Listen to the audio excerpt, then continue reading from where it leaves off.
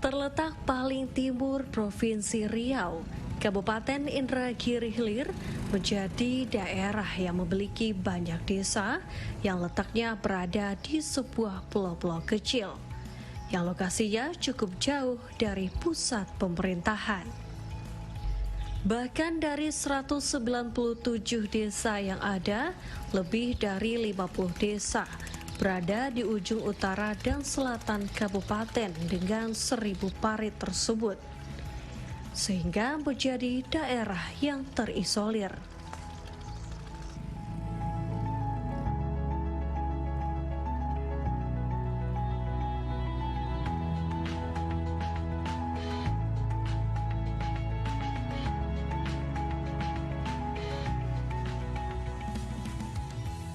Memang secara geografis kita kurang menguntungkan karena tidak mudah ditempuh untuk memberikan pelayanan, kemudian pembangunan baik infrastruktur maupun non-infrastruktur. Ini sangat menyulitkan bagi pemerintah daerah.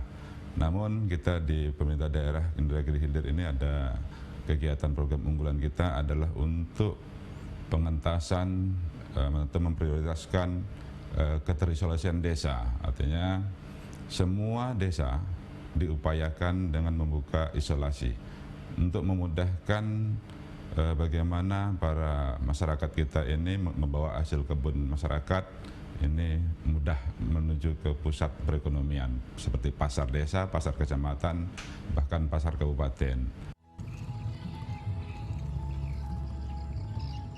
Meski memiliki cukup terbatas pada transportasi, tidak membuat desa-desa di Indragiri Hilir diam pada keadaan. Banyak desa yang terus mengembangkan potensi yang ada di daerah mereka. Salah satunya Desa Belantaraya.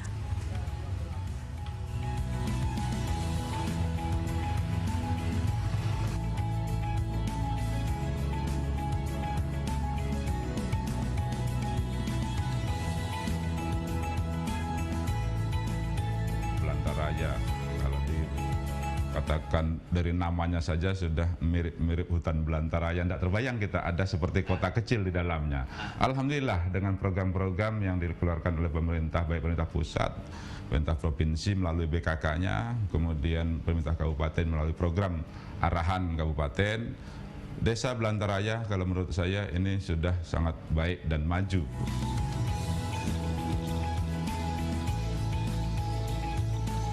Sosok dari seorang kepala desa atau biasa masyarakat Inhil menyebutnya Pak Wali tentunya tidak bisa lepas dari pembangunan dan perkembangan sebuah desa. Apalagi desa tersebut memiliki lokasi yang cukup jauh dari pusat pemerintahan. Saya melihat Desa Belantaraya ini desa yang besar. Untuk memajukan suatu desa ini memang butuh pemimpin yang energik. Nah, dari situ juga terpikir saya, seandainya saya jadi kepala desa, tapi cuma sekedar apa aja kan, sekedar ya hayalan seperti perumpamaan lah kan, seperti itu aja, nggak begitu serius lah. Tapi berkat dorongan tokoh agama, situlah saya terpanggilnya langsung. Menjadi bagian dari Kecamatan Gaung, Desa Belantaraya yang terdiri dari 7 dusun ini mencoba terus maju dengan mengembangkan semua potensi yang ada, mulai dari perkebunan hingga UMKM yang dimiliki. Tentunya dengan berbagai program desa yang terus berjalan. Potensi yang ada di Desa Belantaraya ini cukup banyak. Karena pada tahun periode pertama, saya lebih fokus membangun infrastruktur. Kenapa? Saya pikir infrastruktur di Desa Belantaraya cukup banyak. Bayangkan, jembatan dari jarak-jarak 500 meter ada jembatan, kita fokus di situ dulu. Bahkan alhamdulillah periode pertama kita sudah bisa menyelesaikan jalan penghubung antar desa. Ada Desa Belantaraya Pungkat. Nah, maka dari itu saya terpikir lagi untuk melanjutkan, karena dalam segi ekonomi, perekonomian, untuk meningkatkan potensi-potensi yang ada di desa ini, tidak cukup dengan satu periode. Makanya saya mencoba mencalonkan diri lagi periode kedua. Alhamdulillah terpilih kembali. Nah, di periode kedua ini kita lebih fokus kepada pengembangan potensi yang ada di desa. Pertama, potensi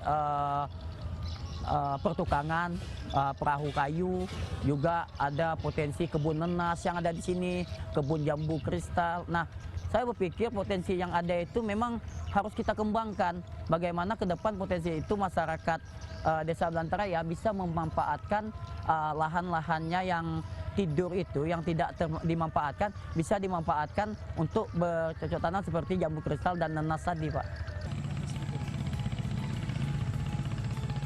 Kendala dan hambatan tentu kerap menjadi sebuah cerita dalam membangun sebuah desa, terlebih daerah yang berjarak sekitar 2 jam dari kota Tembilahan ini. Cukup sulit ditempuh baik lewat darat maupun laut, apalagi di saat musim penghujan.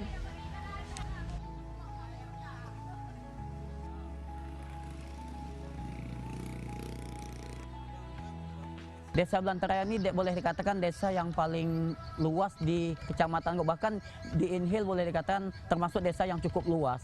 Karena untuk membangun Desa Belantaraya ini tidak cukup dengan anggaran desa yang diberikan pemerintah pusat, provinsi, ataupun kabupaten yang ada. Maka dari itu, itulah kesulitan kami dalam membangun desa ini, terutama karena jembatannya cukup banyak. Satu jembatan itu cukup menguras APBD kita.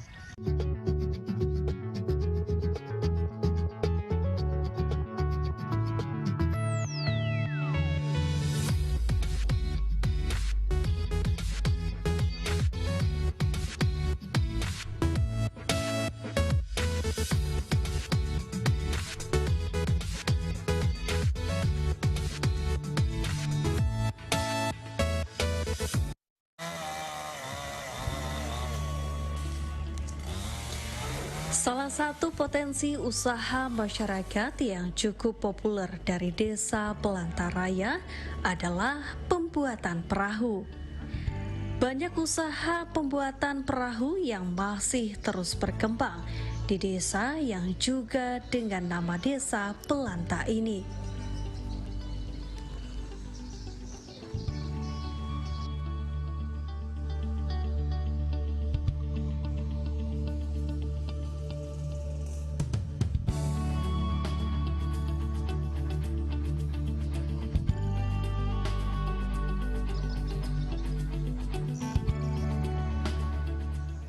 Tidak salah, di Desa Belantaraya ini ada pembuatan perahu dan lain sebagainya. Ini adalah potensi lokal, kearifan lokal desa masing-masing, dan tidak semua desa punya potensi seperti ini. Ini saya sangat mendukung dan mengapresiasi atas nama pemerintah daerah kabupaten, wabil khusus dari Dinas PMD dalam hal pengembangan badan usaha milik desa. Seperti usaha pembuatan perahu milik Pak Ahmad yang sudah 10 tahun digelutinya. Sudah ada banyak jenis perahu yang diciptakan Pak Ahmad dan kawan-kawan. Mulai dari yang ukuran besar hingga ukuran kecil dengan harga yang bervariasi. Bahkan Pak Ahmad pernah membuat perahu dengan harga mencapai 600 juta rupiah.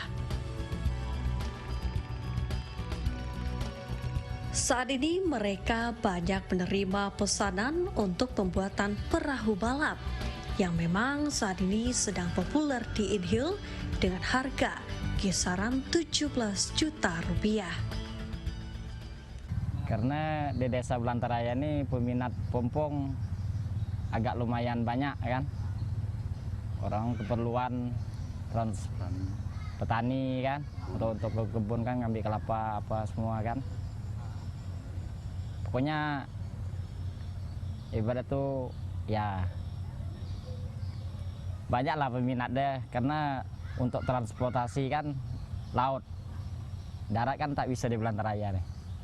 Itu sudah ada sekali kawan fiber kan, jadi itu rencana deh mau dilanjutkan fiber kan, cuma karena fiber ini orang tertentu juga bang, yang pesannya juga kan, karena harga tinggi, agak tinggi. Proses kerjanya agak lama juga.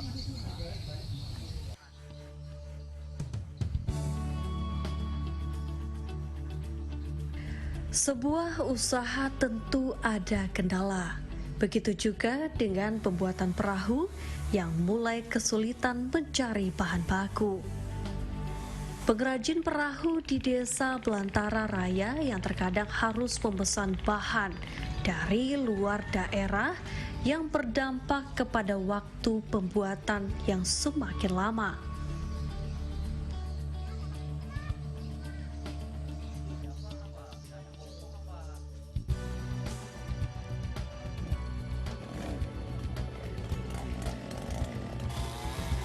Tidak tinggal diam, pihak desa juga tidak ingin usaha pembuatan perahu di desa yang dipimpinnya tutup begitu saja karena kehabisan bahan. Berbagai inovasi mereka ciptakan, salah satunya dengan mengalihkan bahan pembuatan perahu ke bahan fiber. Upaya kami dari pemerintah, bagaimana pengusaha UMKM perahu kayu ini tidak terhenti, masyarakat pun tidak kehilangan mata pencarian. Kami dah berupaya melalui dinas terkait mengusulkan bagaimana masyarakat pelaku UMKM ini diberi pengajaran tentang pembuatan fiber. Dan tidak menutupi kemungkinan juga kami berupaya juga mengusulkan pelaku pembuatan perahu ini terbuat dari nanti bahan aluminium. Seperti hari ini kan sudah banyak trennya seperti pembuatan bahan bakunya melalui aluminium.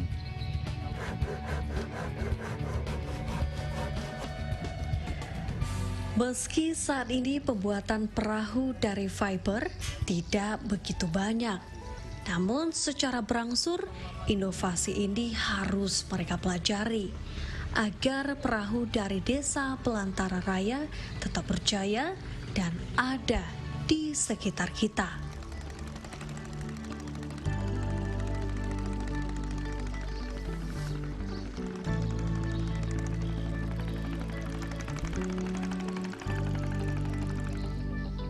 Ya, harapan kita kalau memang ke depan memang sudah termotivasi, masyarakat sudah bisa pembuatan melalui bahan baku fiber ataupun aluminium, kita pemerintah tinggal lagi berupaya bagaimana membuka peluang pemasarannya.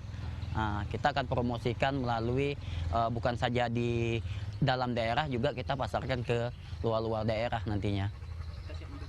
Kita siap mendukung dari pemerintah, kita support sepenuhnya dari pemerintah untuk kesejahteraan masyarakat juga. Jangan sampai masyarakat nantinya kehilangan mata pencarian hanya dikarenakan kesulitan bahan baku.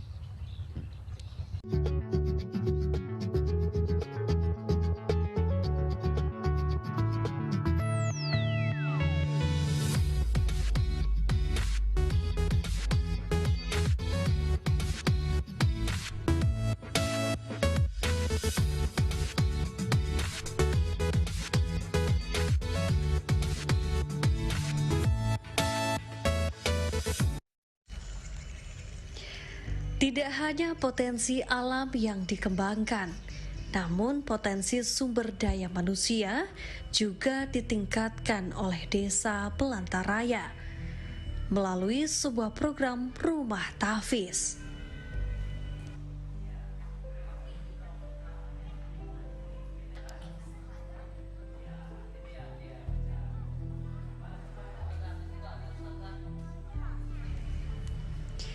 Rumah Tahfiz Raudatul Quran yang telah berdiri sejak 2019 ini sangat berdampak besar terhadap kedisiplinan generasi muda hingga menjadi manusia yang religius.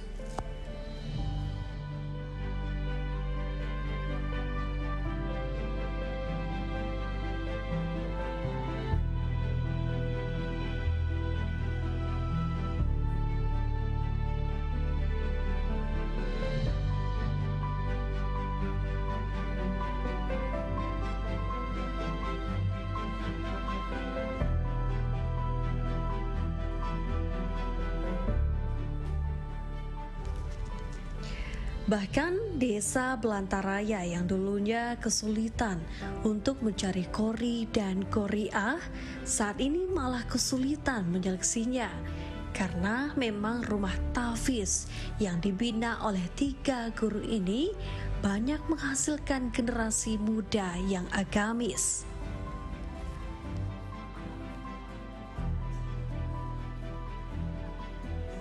Kita di desa ini bagaimana bisa menjadi desa yang maju, seterusnya bisa menjadikan desa itu yang agamis, yang agamanya itu kuat juga kan. Dengan adanya kita mengadakan pengajian-pengajian, desa kita itu mudahan berkah lah kayak gitu. Khairukum man ta'allama al-Qur'an wa 'allamahu. Sebaik-baik orang yang sebaik-baik kamu ialah orang yang mengajarkan Al-Quran dan mengamalkan Al-Quran kan. Itu yang terutama kan, sehingga kita tertarik untuk mengembangkan Al-Quran khususnya. Yang dulunya tidak tahu, istilahnya tidak ada semangat untuk belajar, setelah adanya rumah tahfiz ini, alhamdulillah semangat anak-anak untuk belajar dan ikut di rumah tahfiz ini dan di pengajian-pengajian yang lainnya lagi. Menciptakan generasi yang religius memang tidak hanya menjadi program dari Pemda Inhil, namun juga telah menjadi niat dari pihak desa. Tidak hanya rumah tahfiz, namun di desa ini juga telah berdiri sebuah pondok pesantren Insani Amin yang memiliki 72 santri khususnya untuk putra.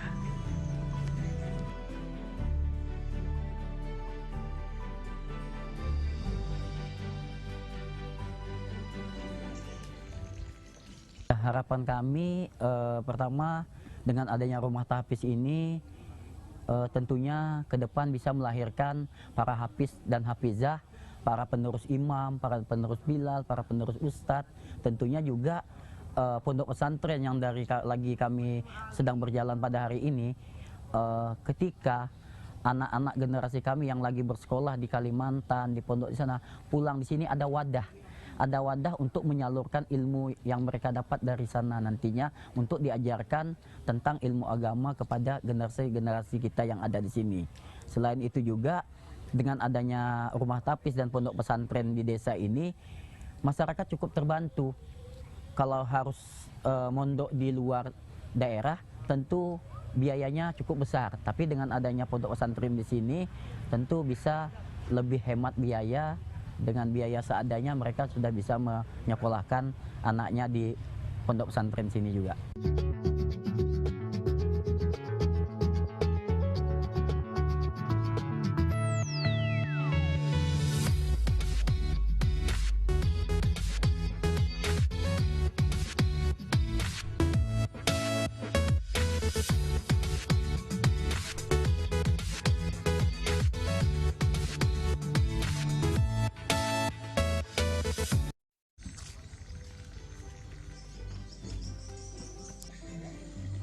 Masih banyak potensi desa Belantaraya yang saat ini terus digali dan dikembangkan, sehingga mampu menopang perekonomian masyarakat, baik itu di bidang pertanian, perkebunan, maupun mempopulerkan UMKM.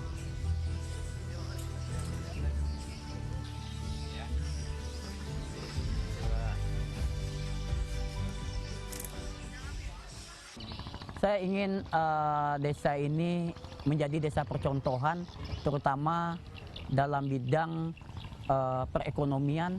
Juga boleh katakan desa ini desa pusatnya ekonomi dari beberapa desa, karena untuk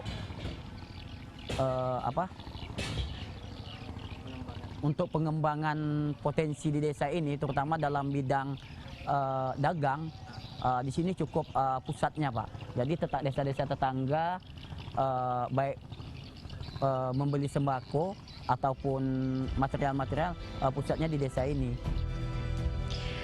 Masih ada ratusan desa di Inhil yang memiliki potensi dari berbagai sektor yang akan terus dikembangkan. Dan Desa Belantaraya satu dari ratusan desa tersebut yang tidak terhambat karena lokasi mereka yang pinggiran.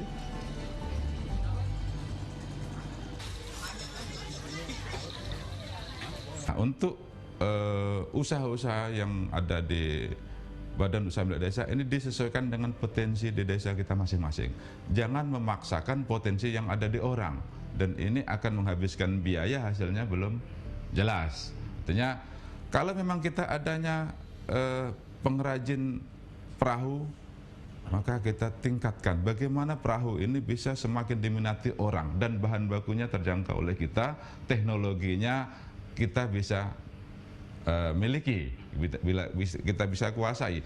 Kemudian kalau yang daerahnya daerah daratan seperti di Kecamatan Kemuning, ini juga bisa dipaksakan untuk perikanan. Di sana ada wisata, ada air terjun 86, bisa dikembangkan. Kemudian ada Selensen Point, bisa dikembangkan untuk perkemahan dan lain sebagainya. Artinya inilah yang membuat Indragiri Hilir ini semakin kaya. Apabila desa-desa semakin mengembangkan potensinya, maka akan semakin kaya Indragiri Hilir terhadap yang kalau dulu katanya ke Indragiri Hilir bukan jalan-jalan, tapi dapatnya capek, bukan refreshing. Hari ini kita balik mindset itu ke Indragiri Hilir itu selain jalan-jalan, dia juga refreshing dan punya kenangan manis bersama Indragiri Hilir.